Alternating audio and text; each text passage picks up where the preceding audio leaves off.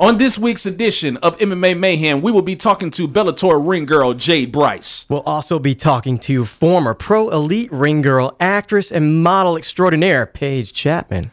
And also we will be talking to former WWE, ECW, and WCW superstar, current WWA 4 trainer, Total Protection, Mr. Hughes. No doubt about it. And now it's time to rage in the cage. Let's go. Coming at you from CSB Studio C in Atlanta, Georgia, the Beer Battered Sports Network presents MMA Mayhem, where MMA matters the most with Brad Storm. The best there is, the best there was, and the best there ever will be. And George, the MMA Encyclopedia Kennebrew. I'm going to do my thing, and when I do my thing will be done. To give you the lowdown on the world of mixed martial arts, it's MMA Mayhem on the BBSN.com.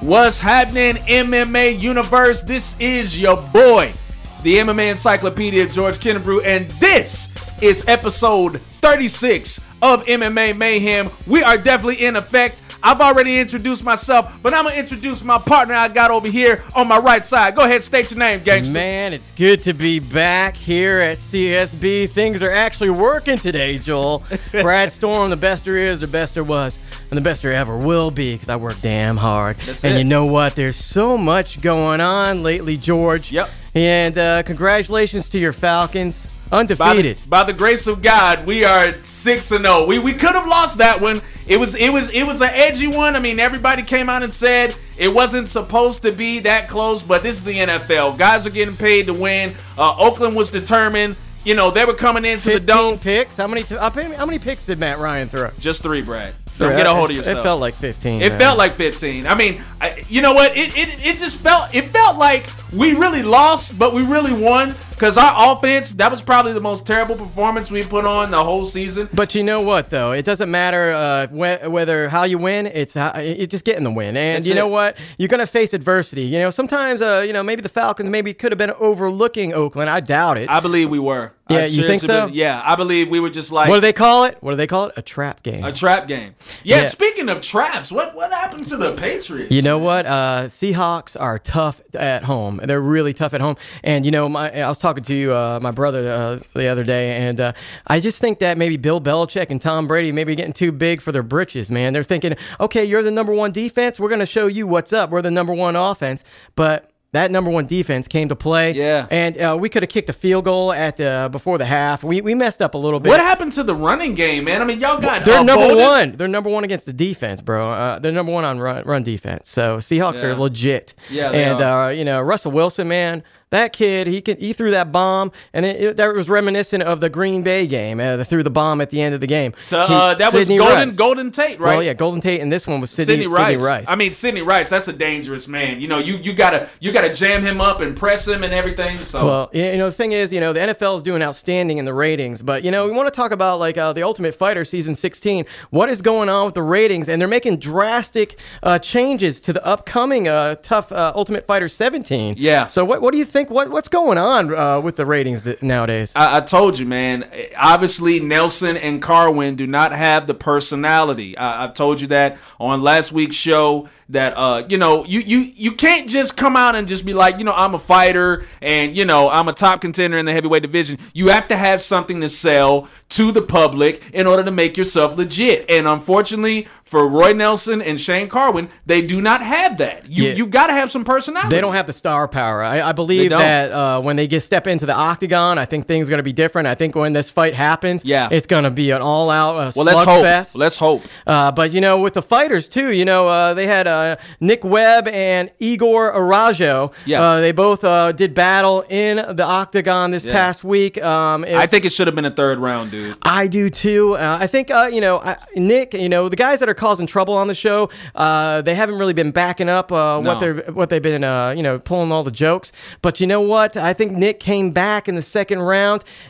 That's one thing I don't get, and maybe that's why ratings are slipping, because people are going, "What the hell, man? There should have been a third round there." Yeah, and no disrespect to Igor, but I mean, come on, let's be real, man. He dry humped the guy. Yeah, exactly. For like 2 rounds, and bro. He looked like he got gassed in that second round. Exactly. And speaking of Ultimate Fighter, big news just released. Woo! Why don't you tell everybody, George? Boom, talking about a bombshell Dana White's dropping. Okay, get this, ladies and gentlemen. For the Ultimate Fighter Season 17, we are going to have none other than the UFC light heavyweight champion, John Bones Jones. That's only one half of it. Drum roll, please. Now, get this.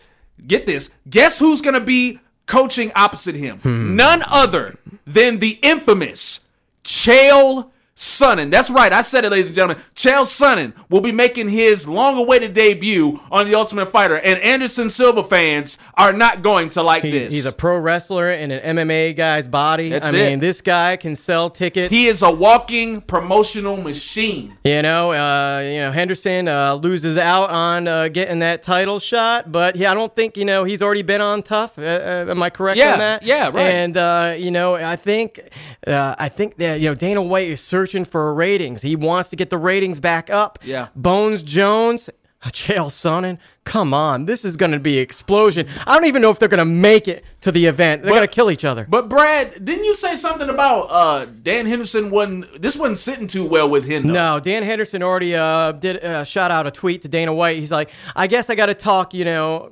smack to get a title shot nowadays. And that is a scary thing as far as competition goes. Yeah. Because is it going to be competitive, or are we going to just have the biggest S-talkers, in the sport getting the title shots? I don't know if that's a good thing or not. Well, here's the thing about this, and I'm going to make this as brief as possible. Okay, I understand Dan Henderson's complaint about, people, talking their way to a championship. I understand that. And granted, Chael haven't even had one tune-up fight, if you want to call it that, in the light heavyweight division. No, he hasn't had a fight. He hasn't won a fight, period, in the light heavyweight division. Exactly. He hasn't had one. Yeah, hasn't won one or neither had a fight in the light heavyweight division. But you have to understand this, though, okay? Chael Sonnen is not a rookie, okay? He's not new to this UFC thing, by any means. I mean, he's a proven contender, regardless of what you want to say. Yes, he got beat by Anderson Silva twice, but his resume does not disappoint. He's beaten Nate Marquardt when he was number 2. He's beaten Yushin Okami when he was number 3. He's beaten Michael Bisping. Brian Stan took Anderson Silva to the limit, even though he got submitted in the 5th round. He beat himself that first time. He did. He beat himself. He got overconfident, and he was out of condition. And the second fight, you can make a classic case, and I know Anderson Silva fans are going to send me hate mail at bbsnblog@gmail.com.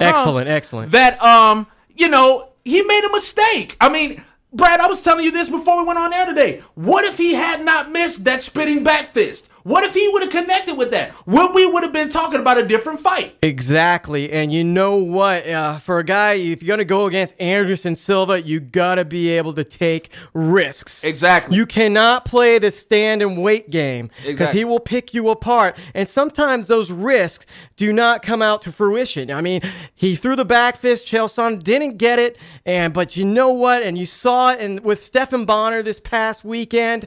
This guy has viciousness in his knees and his fists. It's all over. Elbows and his feet everywhere. If he connects, you go down. And that's what happened to Chael. That's what happened to Stephan Bonner. Yeah. I mean, Bonner, they were going back and forth, and just... Anderson Silva doing his own impersonation of the rope-a-dope, but anyway. Yeah, I don't know if that's a little disrespectful. But it was, Brad. Come on out and say it. It was disrespectful. I like the Rocky story. It's a nice story, but, it was game over for Stephan Bonner, and he was humiliated. He told Dana White, he's like, "Hey, man, I'm humiliated right now," but he had the birth of his child. I think he even said, like, the knee that Anderson Silva caught him with, like, temporarily paralyzed him. I was like, Did he get him in the sternum? He got him right in the sternum. Yeah. Like, where the xiphoid process is, right where in the middle, it looked like it. Right there. Anderson Silva popped him, like, really good. Like, Stephan Bonner was in, like, the fetal position for at least about 5 or 10 minutes. They were having to scrape that guy up off the mat. Anderson caught him good. There was a lot of excellent fights on that. Bellator 76,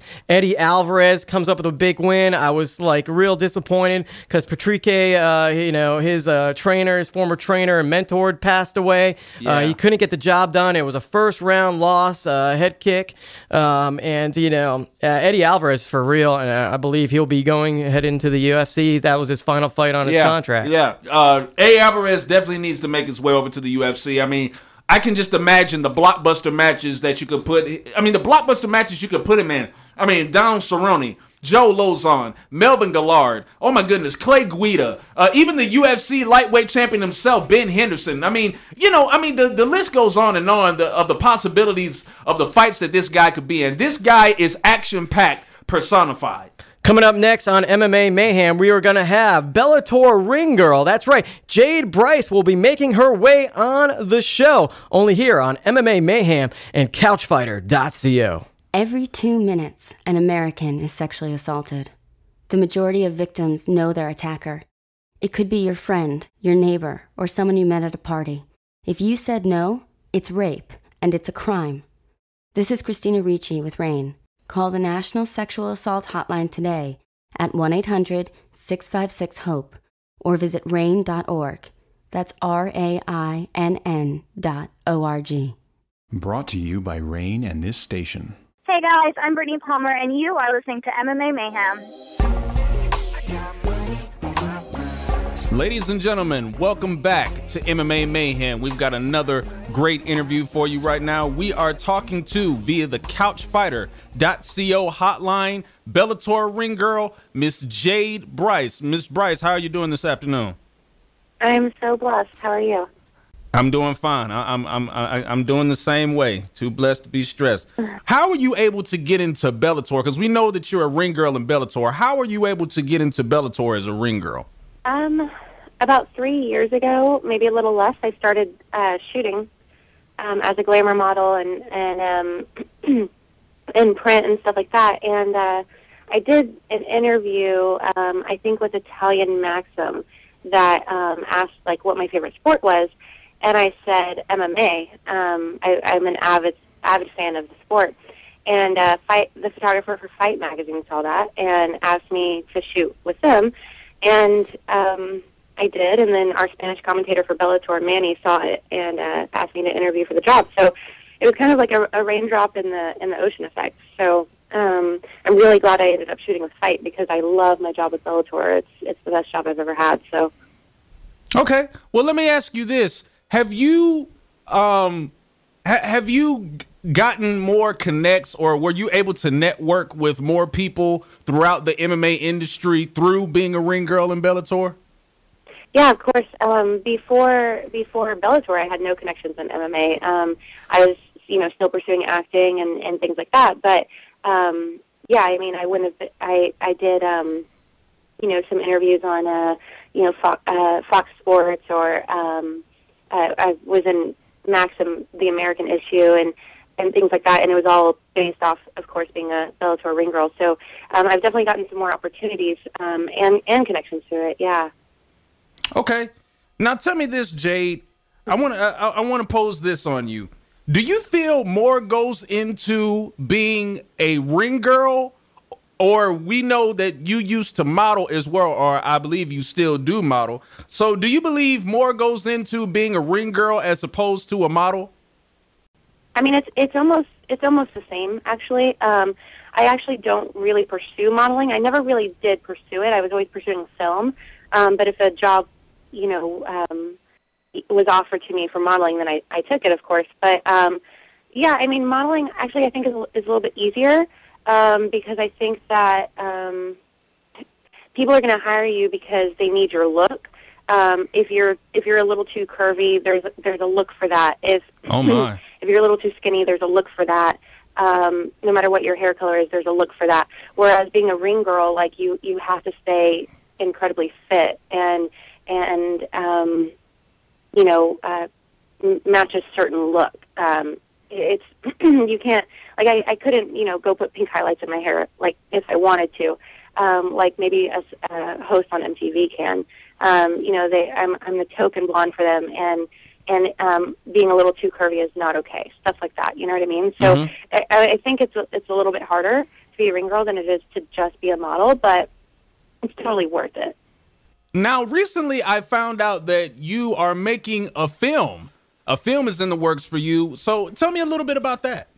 Well, I got a large role in one, big hair, long lashes, which is the true life story of a high-end call girl in the 60s, Lynette. But I have received some smaller roles in other films. One is like Zombie Cheerleaders, and another one is Slink. And then another one was... I can't even think of the name. It's on my IMDb page. Oh, okay. But all of those start filming in November. So November is going to be really busy because I'm with Bellator Wednesday through Saturday, and then Sunday, Monday, Tuesday, I'm pretty much going to be on set, which is the way I would totally have it. I'd rather be working every day. I can't stand having days off. I found out through a recent tweet or on Twitter that a fan wanted to buy a pair of your socks or something of that ordeal. Was that an awkward feeling? Knowing that a fan wanted to buy a pair of your socks? I mean, I know that had to feel kind of funny. I mean, the first time I had a question like that, yeah, it was really weird. But now it's like literally almost every month someone asks, like, can they buy my old gym shorts? Can they buy my old, like a pair of my old socks? Can I buy a pair of your old heels? Goodness. It's like people just have the weirdest fetishes, and at least they're open with it. But yeah, I don't know. I get emails all the time, like I'll pay you $500 for this item of yours. But no, I've never sold any items of mine. I don't even answer the emails. But yeah, it's weird. I guess it could be a fun like charity event, but I don't know what to think about it. I haven't done anything like that. Now, Jade, we know fans have parlayed for your gym shorts and your dirty socks, but what about the obvious? Have they asked you for your lingerie? I haven't gotten that question, oddly. Like, that would be a lot more normal, if there is such a thing as normal. But I did think, though, maybe, like after my last Fight Magazine shoot, I thought about doing a thing where if you made a donation to, because I want to build a well, in Haiti, maybe, or a school in Uganda. So I say, like, hey, if you make the largest donation, you get, the lingerie and a signed copy of Fight Magazine with the lingerie that I shot in. But I just didn't do it because I feel weird thinking that someone would even want to buy something that I wore. Like, it doesn't, I don't know, like, I am a huge fan of, like, Channing Tatum and Robert Pattinson and Josh Hartnett, and I don't think I would buy, like, a pair of their old underwear or a pair of their socks. Like, it sounds weird to me. Like, maybe I would buy, like, a shirt that they wore in Twilight, but probably not even that. I feel like I would be wasting my money. It's just a shirt, so I just, it kind of seemed like a silly idea, so I didn't end up doing it. But, yeah, that would probably make more sense than socks, yeah. Being that you're a ring girl in MMA, just period, have you developed relationships or friendships with other ring girls around the MMA industry? Well, I mean, the only ones that I actually know of, because they're famous, is Ariane Celeste and Brittany Palmer, Chandela Powell, who I don't think is around anymore. But I don't know them personally. I adore Natasha Wicks, who used to be a ring girl. I think she's absurdly amazing. And then, yeah, like for Bellator, it's just me and Mercedes. So, she's become a really close friend. I'm actually really close with a lot of the people in Bellator. Eric, our photographer, is one of my closest friends. Jimmy, our commentator.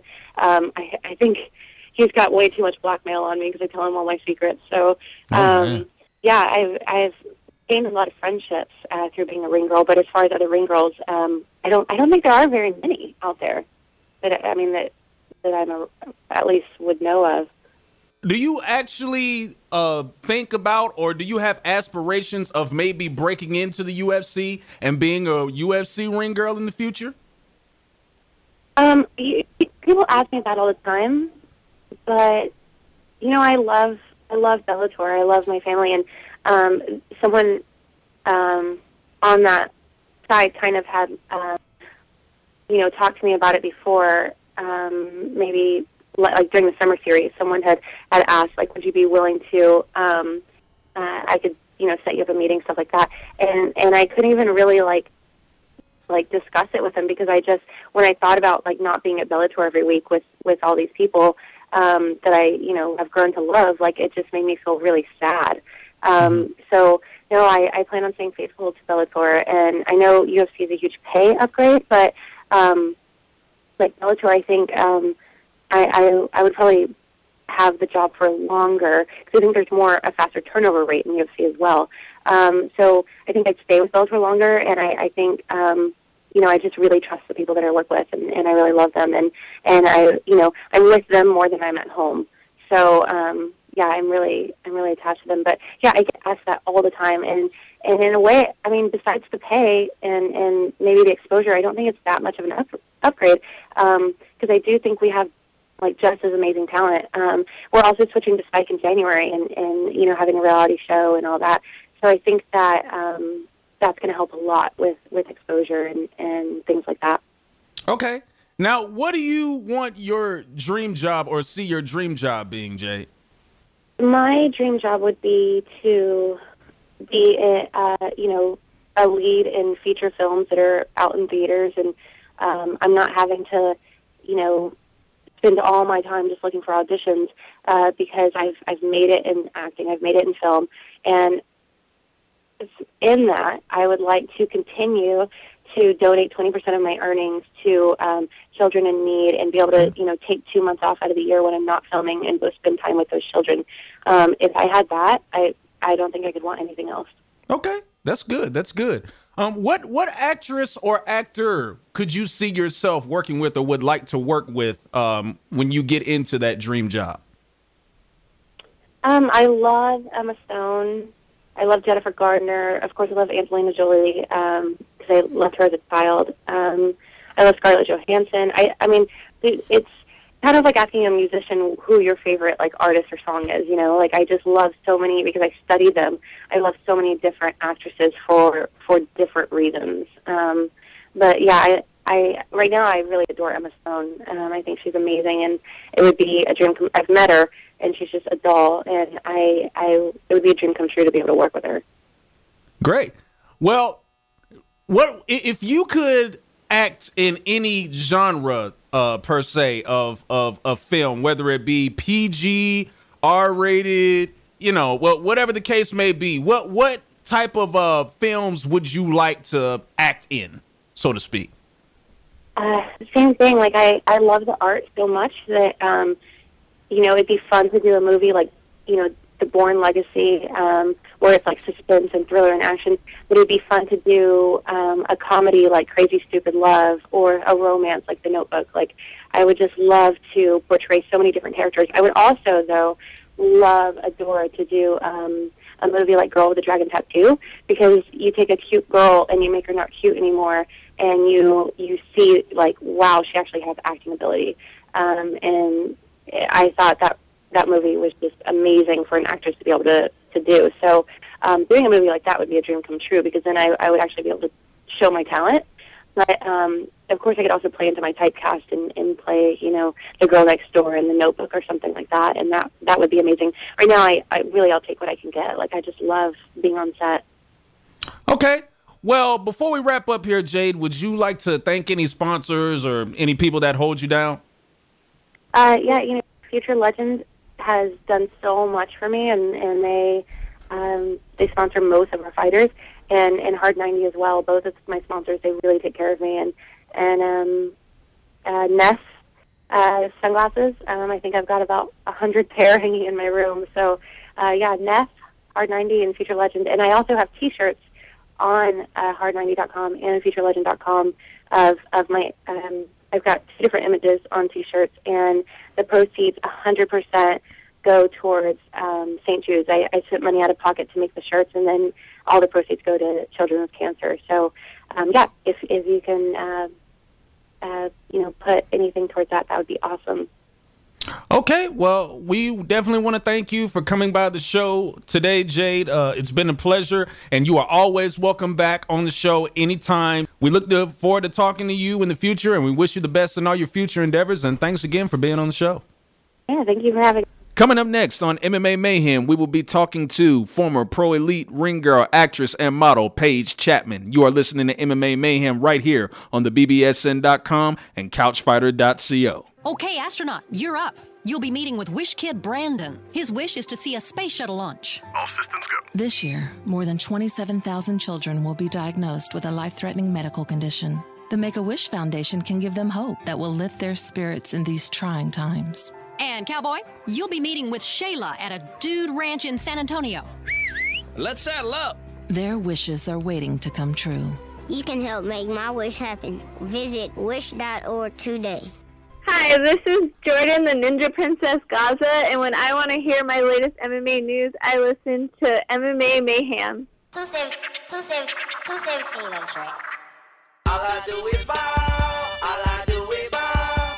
Ladies and gentlemen, welcome back to MMA Mayhem. We have a very special interview for you here on the Couch Fighter Hotline. We are talking to none other than former Pro Elite MMA ring girl, actress, model. She's all over the place. She's a very well-rounded individual than Mrs. Paige Chapman. Miss Chapman, how are you this afternoon? I'm doing good, and how are you? Oh, I'm doing just fine. Let's start it off with talking about what you've been doing besides or since your career as a ring girl for Pro Elite. What other endeavors have you gotten into since then? I was bartending for a while at Saddle Ranch Chop House on Sunset in Hollywood. Okay. And I've been bartending private parties, and I still have been modeling and a little bit of acting. Can I ask? A mixture of everything. Can I ask what might be those parties that you've been bartending, if that's not any trouble? They're usually just, I work private parties, and they'll be for, like the last one I did was for this huge construction company. He was having like a political party, and so I was there to bartend for all the guys there. Oh, okay. I thought they might have been like for recording artists like throughout Atlanta because, you know, a lot of recording artists throw a lot of private parties throughout the city of Atlanta. And I was just wondering, you know, maybe you might have been on hand for some of those because, you know, everybody knows everybody in Atlanta. No, I haven't been over to Atlanta. I did work for a company for Magic Fashion Show in Las Vegas. I worked for a company that was from Atlanta, or from Florida, actually. Well, you know, this is Brad Storm, Paige, and I wanted to go back to your Pro Elite career as the ring girl, and I wanted to know, like, what was the atmosphere in Pro Elite, and what do you consider the fights? How did you get involved in that? And tell me a little bit about what was going on as far as the atmosphere. The atmosphere was great. I love the people I worked with. I had so much fun. I would definitely do it again. I got to go to Hawaii. I attended all the press conferences, weigh-ins, all of that. Nice. I even attended some of the business meetings and went to all the fights. It was a blast. Hey, who do you consider your favorite fighter? Silva. Oh, nice. Silva. Oh, Anderson Silva? Yeah, Silva. I like it. As far as like, but I'm talking more about like Pro Elite. Do you have any favorites in Pro Elite? Not just as fighting goes. Okay. Not just as fighting Andre goes. Arlovsky, he was definitely nice. He was fun to watch, and he was a good guy. He was nice. He was a really good fighter. Oh yeah, definitely. Have you looked into other opportunities to be a ring girl in other MMA promotions, Paige? No, I actually haven't been doing too much of. I haven't looked into it too much, but I'm definitely interested. Okay. Was it hard at first to find a job in certain areas of entertainment coming up in the business? Well, no. I mean, people have had their words about me and whatnot, according to what people aren't too happy about what's gone on in my career. But, you know, however I make my money is how I make my money. Exactly. And I worked very hard, and I worked very hard for Pro Elite, and TJ Thompson and Paul Feller were great bosses, and I worked very hard for them, and however I made my money otherwise was, you know, only my business. But yeah, exactly. You know, if you haven't stepped into a person's shoes, I don't think people should be judging you for anything. You know, because I've done some crazy things in my past, and I'm very happy to be involved in what I was doing. You can go to universityhardbodies.com. My picture's right on the corner of the top page. And you know what? Hey, who's the judge and say if it's crazy or not? Right. And if you enjoy your work, who the hell is anybody else to tell you it's wrong? Hey, Brad, and if people are coming out paying to see it, it sure as heck ain't crazy. That's right. You know, and everybody's going to make a living. And, I personally think if you're good at something, you might as well do it and make some money, damn it. And, exactly. Paige, I want to know, like, who's been your biggest inspiration to date as far as your acting career, your modeling career? Let us know a little bit about that. You know, I want to give you an answer for that, but in all honesty, I just work my work my ass off and do what I do. I mean, it's inspiring. I pick what I love, and I just work my ass off. Now, Paige, how has your community or your neighborhood, because I know you're from Los Angeles, is that correct? Yes, I'm from Los Angeles. Okay, how has the community in the neighborhood in Los Angeles received your recent success over the years? How have they received it? Yeah, like have they been like, hey, Paige, we're glad you made it and stuff, and you haven't changed and all of that. Like, have you got that type of reception? Super supportive. Okay. Yeah. Nobody, and despite what I've done, no one even cares. Oh, wait, you got a everyone huge. loves me for who I am. You got a huge regardless fan of what base. jobs I choose to do, I am who I am. Yeah, you definitely got a huge fan base, Paige, and there's nobody denying that. I know you've been involved in the fight world. I want to know, have you ever been in a fight? No, I have not. Would you ever consider stepping in the cage? Actually, that might be fun. Yeah. That's something I would consider. That would be interesting. Would your boyfriend approve of that? You stepping in the cage and fighting? Would he be kind of too overprotective over you if you did that? I'm not sure. I'm pretty sure he wants to get in the cage himself. Oh, okay, great. Excellent. Hey, I was just wondering, because you said you'd never been down to Atlanta. If you ever make a trip over to Atlanta, would you ever take out the MMA Encyclopedia for a night on the town? He's a young guy, and he needs to get out more. And I think, maybe... Don't listen to him, Paige. Don't listen to him. I'm not trying to get myself in trouble. Now, you just sat up here and said your boyfriend wanted to get in the cage and fight. Hey, I am not going to have him hunt me down here in the city of Atlanta. I'm just Brad, talking about just hanging stop out. It. I'm Stop just it. talking about hanging no, out. Brad, I know you guys did your research. Oh, yeah, I've done my research now. I've done that. Yeah, because there's a lot of good places, a lot of hot spots in Atlanta. I think you would enjoy making your way over here.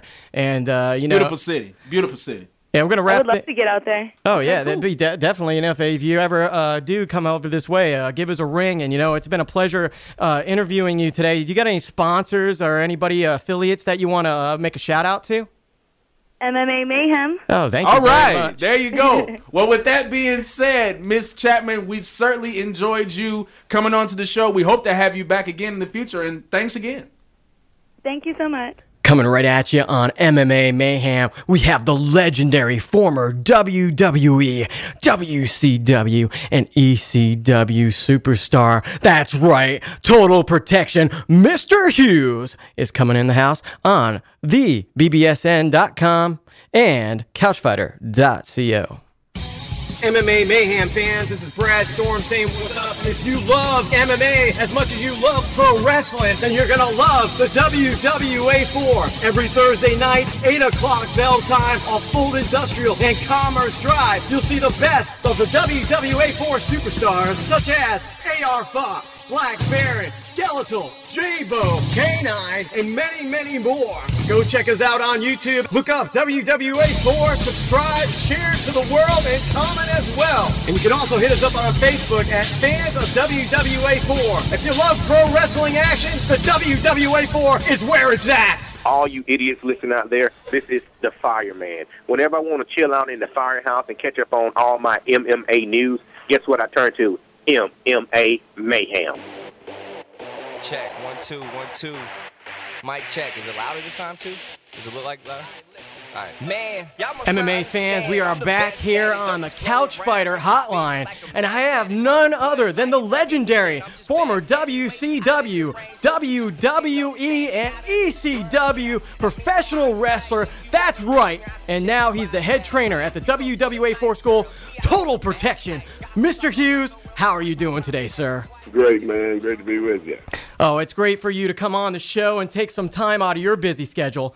I want to go back a little bit when you started off in pro wrestling, but before that, you played football for Kansas State University. Now, how did you go from playing football to getting into the squared circle?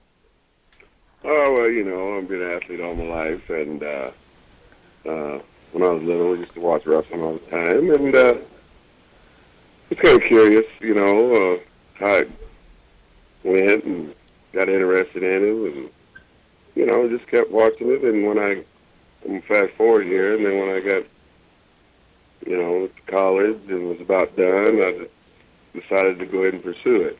And that's what I did. And the rest is history. You had some great trainers when you first started off, Sonny Myers. I guess I was blessed to get pointed in the right direction to go see those guys. And, I mean, it pretty much taught me everything I needed to know. That got me, in the game sooner than I expected. Yeah. And, and eventually it paid off. I mean, of course, I used to watch these guys growing up, and so when I was in there getting taught by them, it was like, I had to pinch myself a couple times just to make sure I was not sleeping, Yeah. dreaming or whatever. But, they taught me what I needed to know, and so that's what I'm doing at school. My experience as a wrestler, business going on 24 years, I have a lot to offer to sport. And, of course, that, WWA4 is the best school in the world, in my opinion. We have damn right students in the WWE. Heath Slater got to start with me. And now he's on prime time, Monday Night Raw, USA Network, doing his thing, having a ball. And A.R. Fox as well.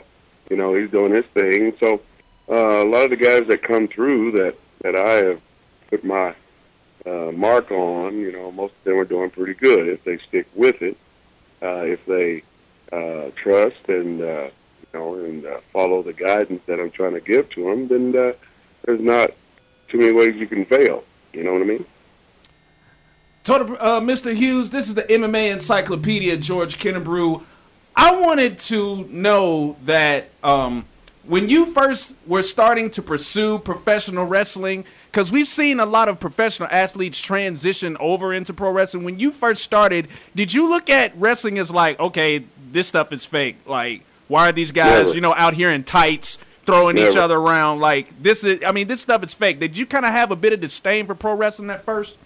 No, I didn't. I right from when I first saw it on television in Kansas City, where I grew up at, in Kansas City, Kansas. Used to come on the station called Channel 41 every Thursday night. They did a show live at Memorial Hall. That's where I started at. That's where I got my training at. So here I was growing up watching these guys on television, and here I am in the same building and in the same dressing room where they all performed at. So, right off the bat, I kind of knew it was something good that was going to come out of this, and it did. Okay. Tell us about these guys when they're first breaking in or when they first come into WWA4, because I know you've had a lot of, young guys come in and they have these attitudes and these egos, and just tell us about how you're able to control all of that on a daily basis. Well, the most important thing about when you're dealing with grown folks, because most of the guys that come in are over 18, so they're considered adults. So I pretty much treat everyone like adults with respect and the whole 9 yards to go with that. So, right off the bat, I'm going to give you some respect, so you're going to give me some. Well, if you're not going to do the same thing, well, you're not going to be welcome at the school. Right. It's as simple as that. Because we don't want trouble like that infecting the other students that could potentially sign and come there. My whole objective and goal is when people do bring their money and sign up, I pray that they do their research first before they decide what school they're going to go to, because that's an investment. And so we have, my resume as far as a trainer of wrestling professional is pretty, it's self-explanatory. Most of my guys that I've trained are successful. They're doing their thing. Okay, so that's one of the important things you have to look at as well. And are you going to get somewhere if you come to WWA4? And most of the guys that have been through there are still wrestling. And, of course, some of them that can't cut the mustard, they'll go somewhere else, and the guy will take the money and make them feel good. And that's not how you do business in the world of professional wrestling. That's why you got a lot of guys that don't know how to wrestle because they've been taught by some jabroni that they met at a bar over beer. Okay? And if you want to be good at this stuff, you got to invest in yourself and find the one that's going to do the right training for you. You understand? And so, we get thousands, since I've been in WWA4, I've trained thousands and thousands of guys that came through that school, okay? And like I said, some of them were made to be wrestlers and some of them were made to shovel snow, you know what I mean? Everybody can't be a wrestler. So you have many guys in the WWA4 like Black Baron, AR Fox that have looked up to you, that have succeeded, Navy Blue, for instance. Now, who was your inspiration, maybe, besides your trainers, getting into the business and moving your way to the top? People like Ollie Race and Rufus R. Jones and, Junkyard Dog. Just people like that was caught my eye as far as what they did in the ring and everything. And I remember when I was a kid, Kansas City territory, NWA. Yeah. Ollie Race had this angle going on with Rufus R. Jones. I mean, that was the best angle I ever seen. And I never looked at wrestling as fake, right? Anything like that. I never looked at it like that, and I never wanted to believe that it was that way, even though I was trying to get in it. I didn't want to just come in thinking I already know it's fake, so I'm gonna have that attitude. Right. That's a bad attitude to have when you go in trying to learn a career. You can get hurt too. You can get hurt too if you think it's fake and you get in that squared circle. Pretty much. Because everything you do to the outcome of the match, whether it's when you get to that 1, 2, 3, but everything you do beforehand and to the end of the match, you can suffer some injuries, and that's why I take offense to the fake attitude to a lot of people that think it is fake.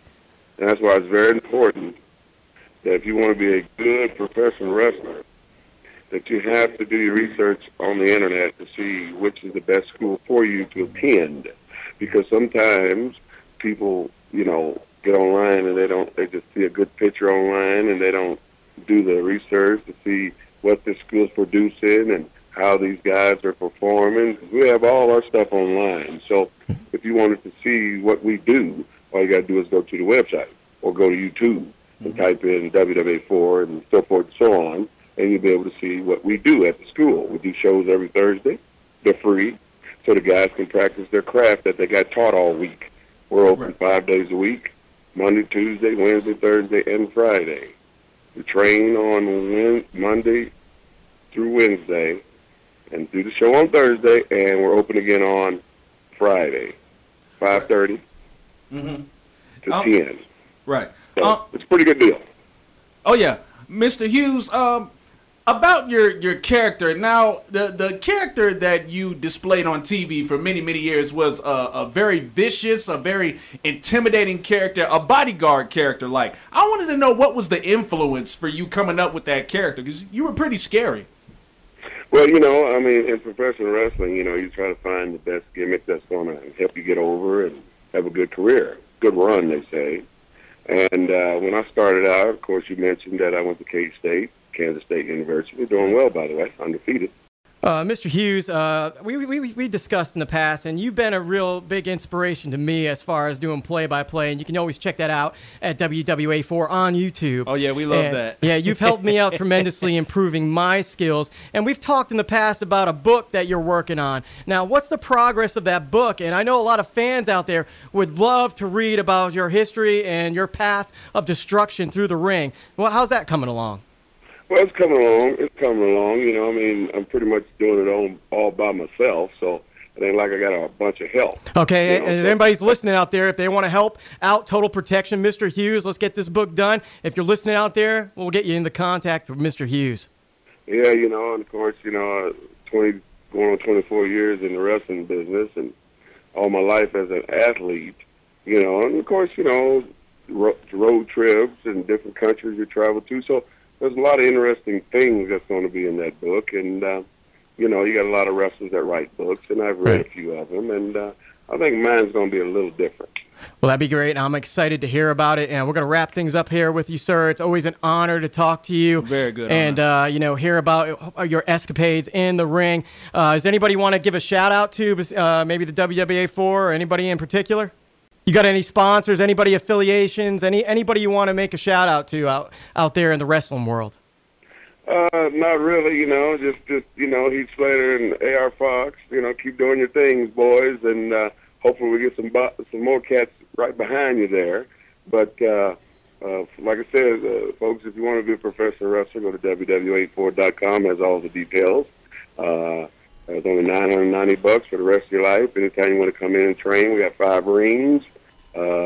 We teach how to wrestle at the school. You want to see the evidence, go to www.4.com or YouTube, and you can see all the action on there. Of course, myself and Brad Storm there. That's right. Just in the nick of time, right? With me there, my right-hand guy there, and we try to call a good show, and the fans enjoy every minute of it. So if you're not doing nothing on a Thursday, 8 o'clock, go to www.4.com for their address, and come by and see it. Commerce Drive. It's free, everybody. So once again, thank you, sir, and you have a great day, man. Thank you, sir. Coming up next on MMA Mayhem, we will be wrapping up the show talking about what's going on in MMA this week, as well as the Encyclopedia Insight. You are listening to MMA Mayhem on the BBSN.com and couchfighter.co. Think about your mother, your sister, your girlfriend. 1 in 6 women is a victim of sexual assault. Now think about your father, your brother, your best friend. Men are victims too. Rape can happen to anyone. This is Christina Ricci with RAIN, encouraging you to call the National Sexual Assault Hotline to learn how to support someone you love. Call 1-800-656-HOPE or visit RAIN.org. That's RAINN.org. Brought to you by Rain and this station. I'm Ronnie Batman Rogers. I train at a Hit Train Squad, and when I want my MMA latest news, I turn to MMA Mayhem.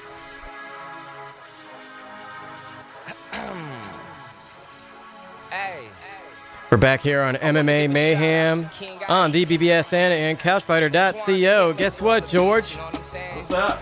Hey, you know, we've been doing something for the last, it's 2 weeks now. It's called the MMA Encyclopedia Insight. That's right, that's right. And you've been breaking it down. You've been trying to give your ins and outs on the fighters, telling everybody what goes on outside of the cage. Yeah, just go on a little different subject beyond the muscles and the training and stuff. And it's funny that you bring that up because I have a very interesting individual on my Encyclopedia Insight today. And that is none other than one of the coaches on The Ultimate Fighter, Shane Carwin. Now, everybody knows that one of Shane Carwin's nicknames is the Engineer, and that is not in vain because if you didn't know, Shane Carwin is an actual engineer. He actually works out on the railroad during the week when he's not fighting, and he splits his time in between doing his engineer work and going to train at Jackson's. And I think he's been an engineer now for going on 15, 20 years. So yeah, he's very smart, very well educated. I think he actually when he went to I forget the college I forget where he went to school, but I believe that's what his degree was in engineering. So Shane Carwin not only getting it done in the octagon, but in the classroom as well and out in the world. He's been working on the railroad all the live long day, or what's going on with that, man? I think I walked myself into that one, Brad. I think I walked right into that door. I think with the ratings, how we were talking about this earlier about with the ratings for Tough, I don't think he's working on the railroad right now, man. I think he's in there trying to help those guys, right? I think you know when the off season's going on, he definitely is doing his side job. Yeah. But like right now with all the young guys and the young talent they're trying to build up over there, and his fight with Roy Nelson, this is not going to be a joke, and this is serious stuff. And if you want to chime in on our Facebook page, I guess you can go to facebook.com/thebbsn, and or you can chime in on Twitter @thebbsn. And also on our Gmail account as well, bbsnblog@gmail.com. And yeah, if you want to know more about the MMA Encyclopedia Insight, like Brad said, just hit us up. Yeah, George he has an abundance of knowledge as far as MMA goes. Oh, bless your heart. Pro wrestling goes. I'm getting a little bit older, and my mind kind of fades sometimes. It's not fading that bad, Brad. Yeah, I'm not grandpa or nothing, but it's like there's so many fighters out there these days. It is, and it's hard to always keep track. But I'd like for people, our fans or our people that help promote the show, I'd like them to chime in and let us know who their favorite fighter is. Yeah.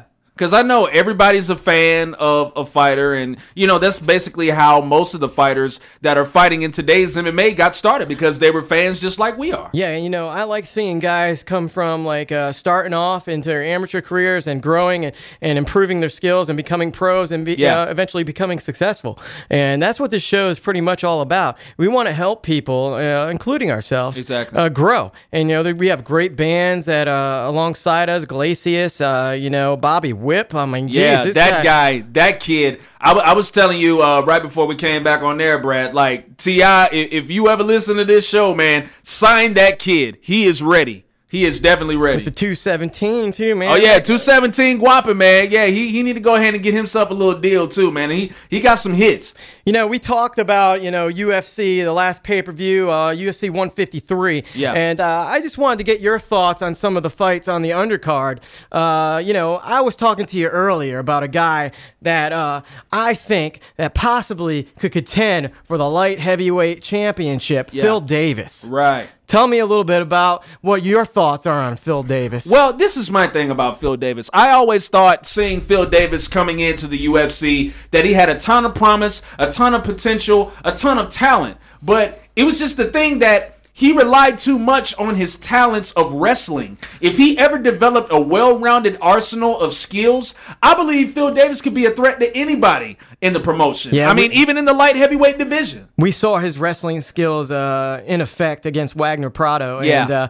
And, he's good at it, man. I think Wagner Prado, man. I mean, I know you're happy to be fighting in your home country, but was he undefeated? Yeah, Wasn't he was undefeated? He was, but I don't think it was. I could be wrong, but I thought he was undefeated in that card. Yeah, and like I was about to say, I know that you're fighting in your home country of Brazil, but I mean, doggone, don't waste all your energy backstage jumping up and down and yelling. I mean, the guy yelled for like 10 minutes walking out to the stage, and then he was devastated when he lost. I mean, exactly. And then when he got in the cage, it's like, oh, okay, all right, I just jumped around and. I said my heys and hellos. Now I got to fight. Oh, my goodness. Yeah. Here come Phil Davis. And he has a motor that doesn't quit. And speaking of motors that didn't quit, what a great fight this was. I think wasn't it the fight of the night? Yeah. I could be wrong, but John Fitch, Eric Silva. Hey, props to Eric Silva. And I'm going to be the first one to eat my crow here, so to speak. I did underestimate John Fitch. Being the last fight that he was in, he did not look good. He got finished for one of the few times in his career, which is not easy to do, by Johnny Hendricks. Yep. So I was thinking that being that Eric Silva is so explosive with his speed and his athleticism, I thought we were going to get ourselves into the same situation. But, Brad, I was also telling you this too. It was something about what John Fitch had on the line, because we know what happened with his financial situation. And I was saying John Fitch he has to get to the money. And exactly. He had a lot on the line. John Fitch, I was rooting for him, but and then a lot of people want to make comments. There's a lot of fans out there going, "Cry me a river." I mean, he's not making enough money to pay his 2 mortgages. That's absurd. But see, that's ignorant. why I disagree. That's it's ignorant. like, I'm like, we all do things, and we all have impulse buying, and we all do make mistakes, or we all maybe over. If you're making a lot of money, sometimes a lot of people might purchase more than what they can chew, Right. So it's like with John Fitch, I don't want to see a guy that's that successful in the cage, regardless of what you think about him. Yeah, doing poorly. Because and the people that are saying this, probably envious. Yeah, they're envious, and probably none of them have ever been in that situation themselves, but they're just thinking, oh, I'm a fan of MMA, I got the right, to diss somebody or whatever. I mean, this man just had a child. I mean, think about that. Everybody's having a child. Everybody's a critic. Everybody's a critic. But this guy just had a child like a couple of weeks before he's supposed to fight. Yeah. And he can't even get his child diapers. Imagine yourself in that situation. A father. Yeah, that's a problem, and big props to him. But like I was telling you earlier, Eric Silva, he reminds me of a young Roger Huerta. Yeah. And I think Eric Silva, he's got a great career. They both got the bonus. Yeah, exactly. I mean, I was surprised that John Fitch actually said, I wanted to come into this fight to get fight of the night. And I'm thinking like, okay, that's good, but don't you want to finish him as well? I thought that's where He almost did. You're right. But you can say the same thing about Eric Silva too. He almost got that choke in on John Fitch, but being that he's one of the hardest guys to submit. Have you noticed lately that guys they're becoming better at defending against the rear naked choke? Yeah. Guys it's amazing how, guys are keeping their chin down and protecting while they're getting bashed in the face. Yeah. And they're coming out of it. This is outstanding, and this just shows you the growth of the sport. And, talking about a guy that can take a beating, Fabio Maldonado, guy is, I don't care what you want to say. Let me ask you this, or not ask you, but I'm going to say that if there was an award that needed to be given out at UFC 153, I would have given Fabio Maldonado the Warrior Spirit Award. Oh, yeah. If there was an award created, like, I would definitely give him that because that's what he showed in this fight. Glover, a warrior spirit. You know, Glover Teixeira, the guy, he did what he had to do. Doctor stoppage. He did more than what he had to do. Doctor stoppage, yeah. He got round 2. He was like a punching bag. Maldonado was like a punching bag. Yeah. But the guy can take a beat. I think if he was in better shape, I think he could go down a weight class too, to be honest with you. Maybe say welterweight or lightweight or something along that nature. Antonio Rodrigo Nogueira, big props to him. I saw this one coming. Submission of the night. Did he? I believe so. Got submission of the night. And Phil Davis wasn't a runner-up. I mean, come on. Did we not see that anaconda choke? It is Brazil, my friend. Oh, it's exactly. It's Brazil. Yeah, Dave Herman looked like he was like Travis Brownie, a little bit too overconfident. Yeah. Yeah, and no, Brad. Nogueira didn't get submission of the night because remember, jiu-jitsu is useless to Dave Herman, so he got him with just a useless hold. We'll just call it that, a useless hold. I don't know about that one. He got a useless victory, and he got a useless amount of money. But Anderson Silva, I don't know how he came out to the cage and fought because he was balling. Man, I mean, that's his idol, man. Yeah, that's awesome. I was telling you about that as well. You know, when you're fighting Nogueira in Brazil, okay, and don't take this the wrong way, Brad, but when you're fighting Nogueira in Brazil, it's kind of like facing the Patriots at home. Not too many people are going to come into Gillette Stadium and beat the New England Patriots. And that's the same thing with nowadays. I mean, yeah, you probably can't say that now, but as history shows, you're not going to come into Brazil and beat Antonio Rodrigo Nogueira. No. I mean, I told you this too. He could have won the world championship that night. That's how much those people adore that man. He was 5 minutes away from his training facility. Exactly. I told you that guy is like Muhammad Ali, Michael Jordan, whatever you want to call him. That guy is the man over there. Hey, we're on some time constraints, but I wanted to get your opinion on Daniel Cormier and Frank Mir possibly getting that fight postponed to January. Strikeforce is in disarray. Yeah, man. And just really quick, what's your thoughts? Well, I think they need to come up with the best solution they can because, like you said, Strikeforce is slowly but surely sliding through the mud. And do you think Ronda Rousey? Do you think she goes to UFC and Dana White puts her in a main event card, or do you think that obviously she'd probably go to Invicta?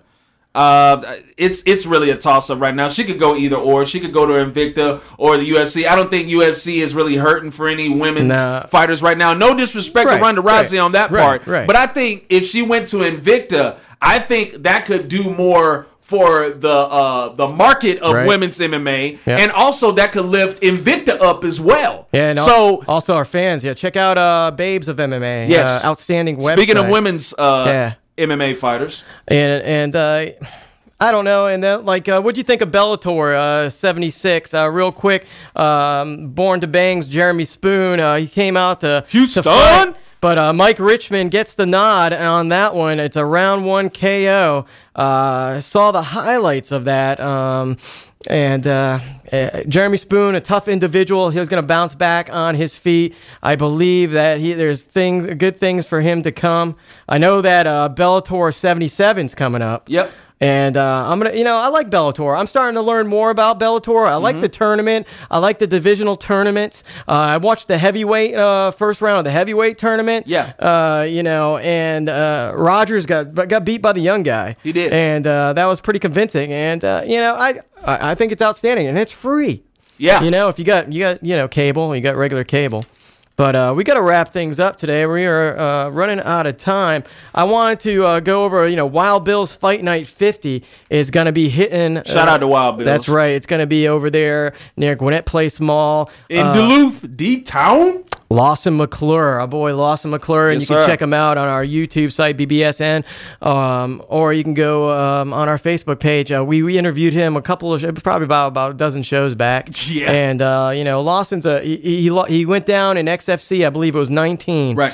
He lost his fight, but now he's going to bounce back. I also want to make it known that we're rooting for Donnie Bell. He The is Bomber. fighting on the 20th as well. Extreme Knockout 16. Good luck to you. Also, the People's Wrestling League Battle for Supremacy. It's a tournament on October 27th. It's going to be on Murphy Avenue in Atlanta, Georgia. And I can't wait to see that show take place. Navy Blue will be up there. And real quick, we're going to get our affiliates. Real quick, we want to thank our affiliates, Glacius. Go check all of their websites out. SouthernMMA.net, XFC, American Top Team, Gwinnett and Atlanta, Born to Bang, Conflict MMA, Goodbye LA, Mr. 217, Pinups for Soldiers, CouchFighter.co, WWA4, Headlocks and Headshots, MMARecruiter.com. Bobby Whip, thank you so much. Lethal Offender Clothing, and our newest affiliate, Max Muscle in Lawrenceville. And you know what, George? This has been another BBSN production. Yeah.